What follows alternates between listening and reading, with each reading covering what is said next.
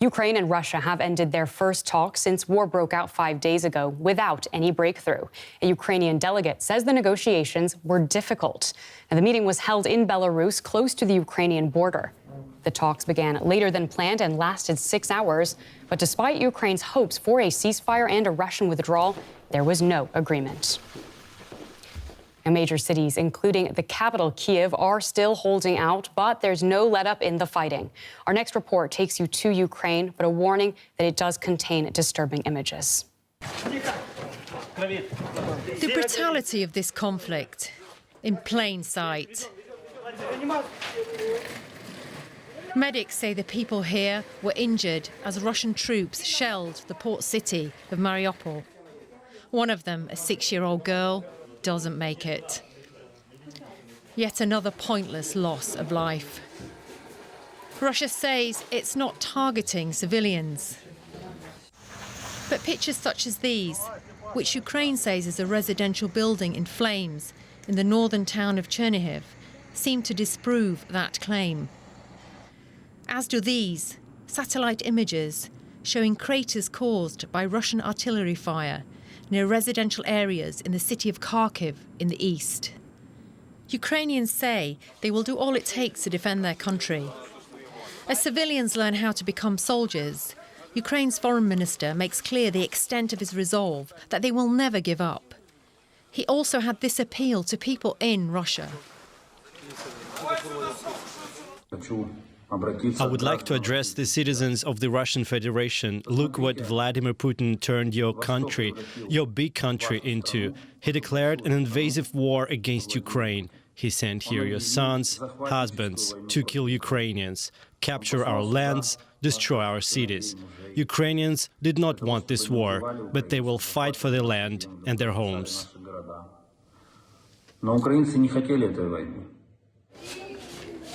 Back in Mariupol, residents are sheltering from the fighting in an underground gym. Many have been here for 5 days. Despite what is happening outside, some are trying to be optimistic. There's hope for peace negotiations because everyone wants peace and some kind of result so that civilians aren't being killed. We're the majority here. For now, though, there is no peace. And this is the new reality for the millions of Ukrainians who just last week were leading normal lives. Some of the heaviest fighting has been in Ukraine's second largest city, Kharkiv. Ukrainian authorities say dozens of people were killed and hundreds injured when Russian forces fired on residential areas. The Emergencies Ministry released this footage showing flames and thick plumes of smoke rising from apartment blocks. Authorities say the casualties could be higher because the damage from Monday's shelling of residential areas is still being assessed. And I want to bring in Yevgeny Varva. He is a Ukrainian musician, also known as Zekar Koshma.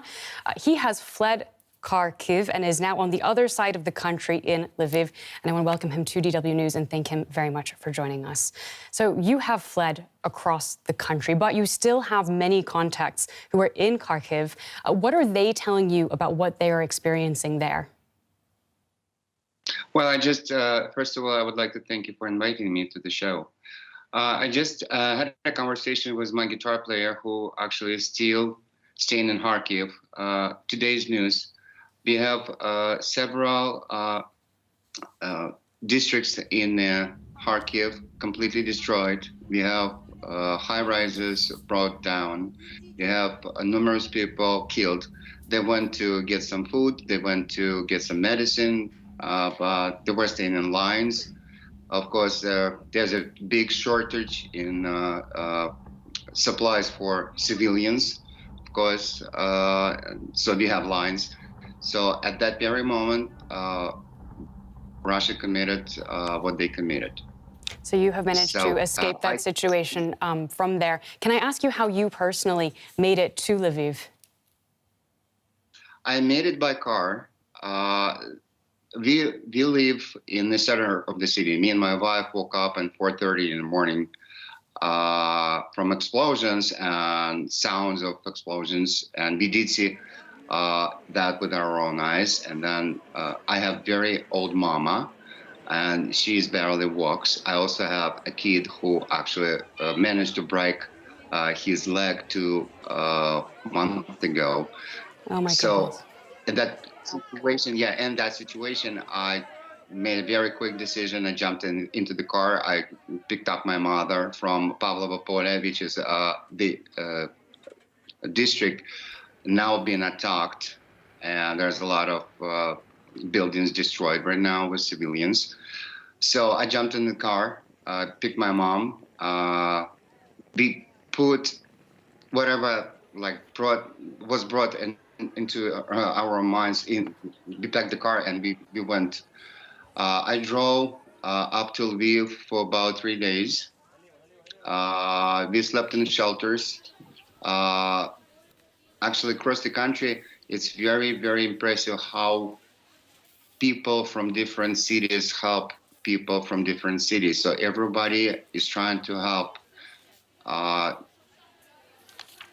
those people who are I'm so actually glad you've been able to yes. bring your family safely with you across the country. I just want to ask how the situation in Lviv, where you've arrived, compares to what you left behind. It's more quiet, but we are staying in a hotel, which was actually provided by a company I work for. I work for IT company P2H. So the company supported the employees, and they rented a hotel for several, like 30 or 40 people right now, whoever had a possibility to actually reach to Lvov. And be here for about 2 weeks now. I have to make a decision. Obviously, what comes next. living in a hotel, yeah. So I have to rent an apartment. I have a lot of things to do. Well, we wish you the best of luck with the steps that do come next. Thanks for speaking to us under these really difficult circumstances. The Ukrainian musician, Yevgeny Varva from in Lviv. Thank you. Thank you. Thank you. Thank you. So we can speak now with David Shtulik, formerly with the EU delegation in Kiev and now with Kremlin Watch, investigating Russian influence and disinformation operations against Western democracies. A warm welcome to the show. I want to ask you first about the talks today between Russia and Ukraine that took place in Belarus. They ended with no major breakthrough. Does that mean that there is any chance going forward for a diplomatic resolution to this conflict? I think that now both sides are going to stick to their initial positions. I mean, Russians are requesting Ukrainians to completely surrender, to demilitarize the country, to abandon their European and NATO-related ambitions. And this is something which is absolutely unacceptable for Ukrainians. So the Ukrainians are going to bravely defend their own country, their own sovereignty. And I think that Russia would put even more military pressure now on Ukraine, and they will try to put them, literally speaking, on the knees, and then the talks might kind of resume. So this is a scenario that Ukrainians don't want to. So you do expect to see more military pressure, despite the fact that we've seen unprecedented Western sanctions that appear to be starting to bite. I mean, surely the Kremlin must be feeling the pressure there. Of course they are. I mean, we've seen today the turbulent development on the capital markets, there was a huge devaluation of a ruble, Russian currency. But this is not still, I would say, a kind of a decisive game changer that would force Russians to also make certain concessions. I think that we would rather see another attempt to escalate the whole situation. And as long as these sanctions really don't kind of, hurt the whole economy of Russia, I think that President Putin will further escalate and will use more and more military means and military power against Ukraine. Now, a group of Eastern EU states have backed Ukraine's request to actually join the EU. You previously were with the EU delegation in Kiev. So in your experience, how likely do you think that that is? What is more likely than the acceptance of the Ukrainian application for the EU membership is that the EU would eventually and finally grant Ukrainian the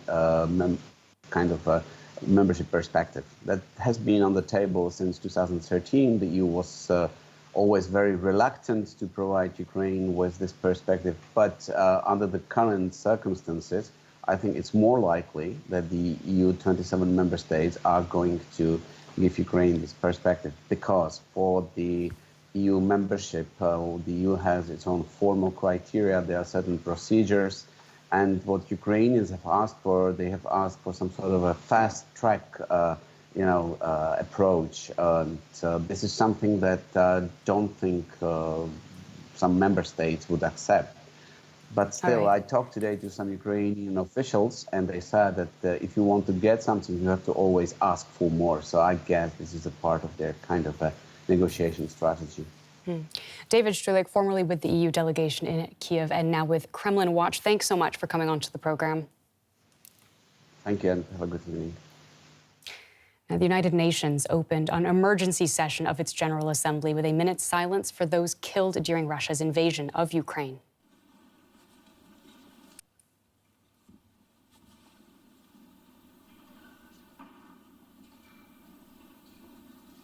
UN Secretary-General Antonio Guterres warned Russia that the fighting must stop, and he had strong words for its president, Vladimir Putin, after he put his nuclear forces on high alert.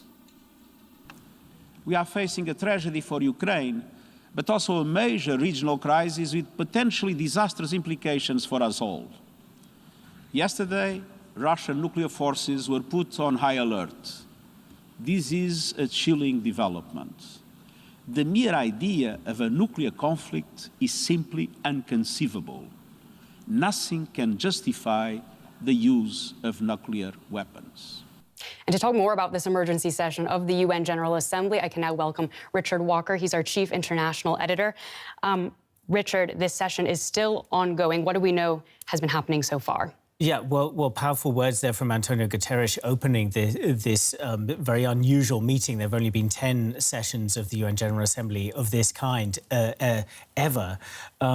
We heard that warning from him on Vladimir Putin's threat surrounding nuclear weapons.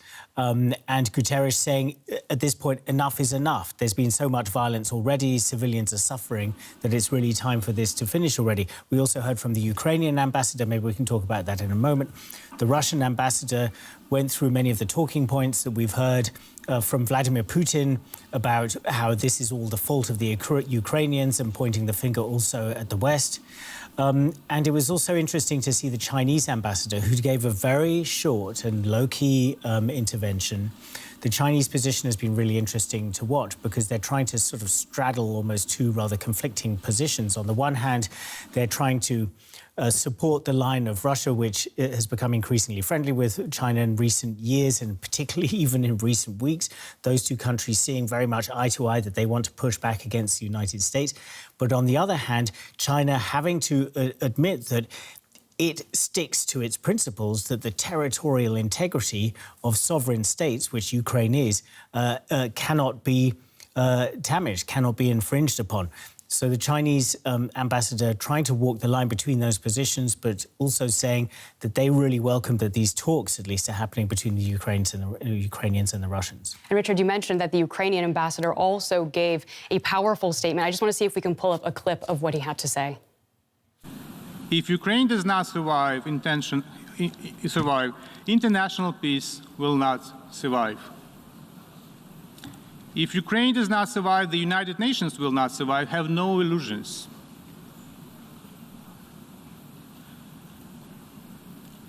If Ukraine does not survive, we cannot be surprised if democracy fails next. Now we can save Ukraine, save the United Nations, save democracy, and defend the values we believe in. So, Richard, that's really a heartfelt plea from the Ukrainian ambassador. But do you expect we will see the international community stand by Ukraine and against Russia's invasion and aggression? Well, I mean, we've already seen one vote taking place in the UN system at the UN Security Council a couple of days ago. That has 15 members. The vote went 11 votes criticizing Russia, one vote on Russia's side, Russia's own vote. Surprise, yeah. And 3 abstentions. So that was already a sign that Russia is looking isolated. Of course, this now opens up in this session of the General Assembly to all 193 member states.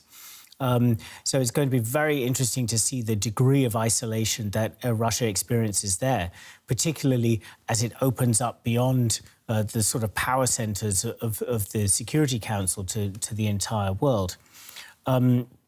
So I think the supporters of this resolution criticising Russia will certainly want to have more than 100 votes criticising Russia's position.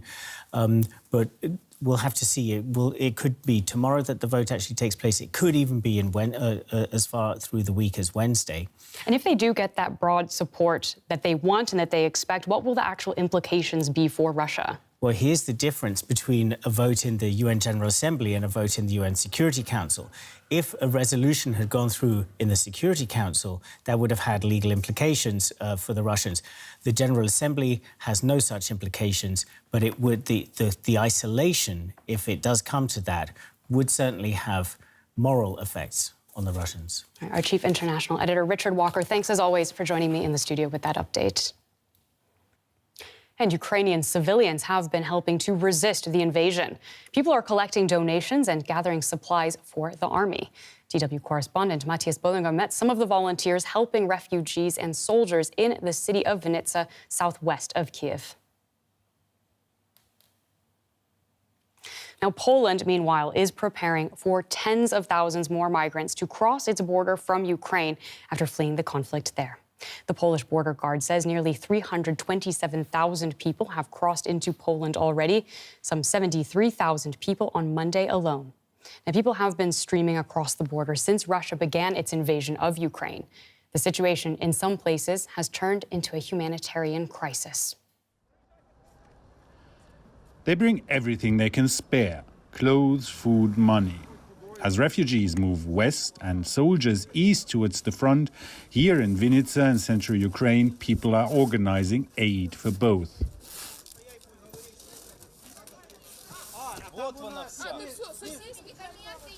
Natalia, who doesn't want to give her last name, leads a youth center in peacetime. She's used to organizing outings and summer camps. Now, at war, she's busy directing volunteers and sorting donations. I never imagined I'd be doing any of this. I'm learning all the time. We're improving our work every minute. We are getting there.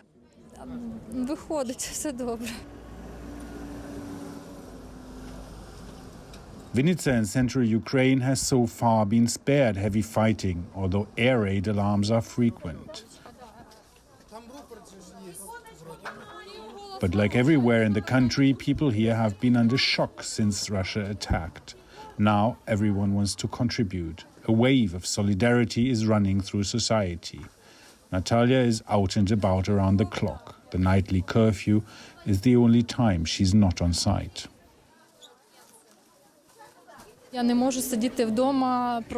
I can't just sit home doing nothing and just waiting. I'm also definitely not leaving. This is our home that we love, and we're not going anywhere. It's not only about donating goods. Many also contribute their time making camouflage nets for the army. Green and brown clothes are separated from the donations and cut into pieces. The rest is a lot of handiwork. The Ukrainian army has been at war for 8 years, still lacking many basic items, including protective equipment. And many here have somebody at the front: a husband, brother, sister, or, in Natalia's case, a 19-year-old son. We are in touch. I can talk to him once a day. It's those few minutes that I'm waiting for all day. Being active is also a way for many here to deal with their worries. As we've heard, Poland is preparing for tens of thousands of migrants to come across the border from Ukraine. The Polish border guard saying nearly 327,000 people have crossed into Poland already. Some 73,000 people just on Monday alone. And people have been coming across the border since Russia began its invasion of Ukraine. The situation in some places has turned into a humanitarian crisis. And DW's correspondent Max Zander is in Poland at the border with Ukraine. Max, hi. What is the situation for Ukrainian refugees who've been arriving there? Right. So for Ukrainian refugees who made it across the border here to Poland, if one thing has become apparent over the last couple of days is that they are not on their own, no matter how hard the situation here is. The Polish government has preparing for this for days and for weeks and has put a system in place to help these people here. Let's have a look around at where we are here right now. We're in Przemyśl, the border town. A lot of the help that comes here has been carried out by volunteers who hand out donations, as you can see here. People here in Poland, but also people from abroad, have come here too with donations, with food, with diapers, with blankets, warm clothes to brace the cold weather. And as you rightly pointed out, more than 300,000 people are in Poland now. A few more, many more are expected. So all help is needed at the moment. Absolutely. It looks like a freezing night there. And Max, you touched on the fact that some procedures have been put in place to make crossing the border a bit easier for people coming from Ukraine. I understand the government is also talking about simplifying those further. Can you tell us a bit more about what that looks like? Right, crossing the border is still very, very difficult.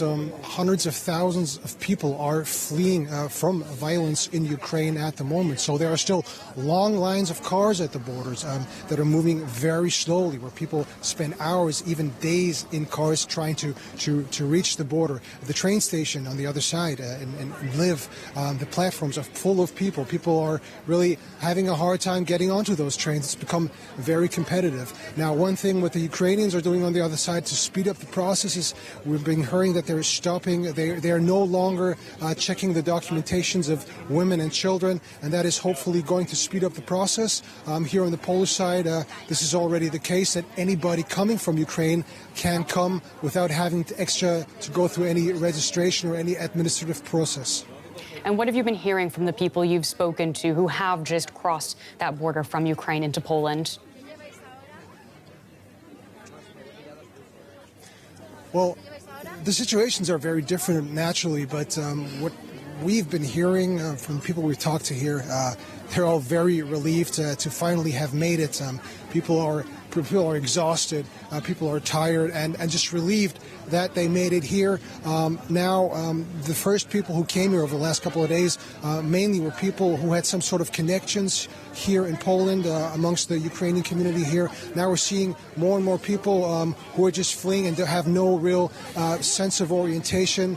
So that's one thing that they have to do, like reassess their situation here and see how they continue. And what can we expect in the coming days as more and more people undoubtedly cross into Poland?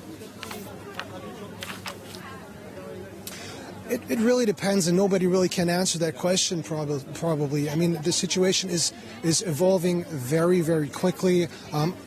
On Sunday alone, we had 100,000 people reaching Poland, and the government is preparing for many more. The Polish Prime Minister said that he was actually moved by the outpouring of help by the Polish people here, and that Poland is doing everything to help the refugees, which is pretty much a 180-degree turn from what we've seen in the past, how Poland was dealing with people fleeing from war. But in this case, the country is determined to take everybody in, as many people as they can, be this 1 million or perhaps many more. That's an important point there. Our correspondent, Max Zander, thank you so much for your reporting there.